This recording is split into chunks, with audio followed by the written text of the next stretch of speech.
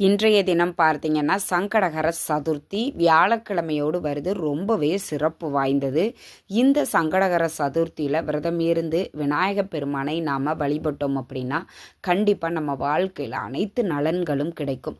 மாலை நேரத்தில் இந்த சங்கடகர சதுர்த்தி வழிபாடு செய்வாங்க.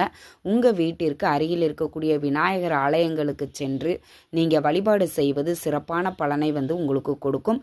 இந்த ஒரு மந்திரத்தையும் நீங்கள் அப்போது சொல்லுங்கள். கோவிலில் இருந்து மட்டும்தான் சொல்லணும்னு அவசியம் இல்லை. உங்கள் வீட்டில் பூஜை அறையில் ஒரு தீபம் ஒன்று ஏற்றி வச்சுட்டு கூட நீங்கள் தாராளமாக சொல்லலாம். இல்லை இருந்த இடத்தில் இருந்து கொண்டே விநாயகப் பெருமானை மனதார நினைத்து கொண்டு இந்த மந்திரத்தை சொல்லலாம். ஓம் ஸ்ரீம் க்ரீம் க்ளீம் க்ளௌம் கம் கணபதியே வரவரத சர்வ ஜனமே வசமானாய ஸ்வாகா.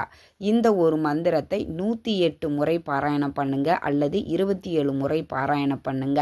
விநாயகப் பெருமான் நீங்கள் நினைத்த காரியத்தை 3 நாட்கள்